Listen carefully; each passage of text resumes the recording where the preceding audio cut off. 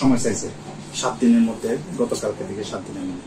এই 7 দিনের মধ্যে ওনারা পূর্ণাঙ্গ রিপোর্টটা দিয়ে দিলে আপনাদের সাথে আমাদের টোটাল জিনিসটা, আপনাদের কি ঘটনাটা কি হয়েছে, কি কারণে হয়েছে, সবকিছু আপনাদের কাছে ব্রিফ করা হবে।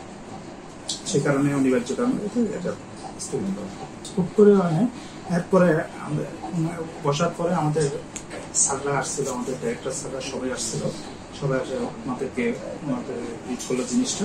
ব্রিফ করার পরিপ্রেক্ষিতে আমাদের একটু সময় লাগে, আর 7 দিন আমাদেরকে সময় দিন, আমরা 7 দিনের জন্য আমাদের বোর্ড অফ মেম্বাররা বলবো আমাদের ঠিক আছে 7 দিন বলছে, তো এর মধ্যে 7 দিনের মধ্যে আমরা জানা যাবে, এর মধ্যে হয়ে যাবে 7 দিনের মধ্যে, এই 7 দিনের মধ্যে। আর আমরা তো মোটামুটি আপনাদেরকে সবকিছু মুখে তো না, ডকুমেন্টারি কথা বলবে, কাগজে কি ঘটনাটা কি হয়েছে। আর এমনি তো আমি একজনকে তো ব্লেম দিতে পারি না, এমনি দোষী, এমনি উনি দোষী। আমাদের এটা অলরেডি গতকালকে 7 দিন শেষ হয়ে গেছে। আমাদের যে কমিটিতে ওনাদেরকে 7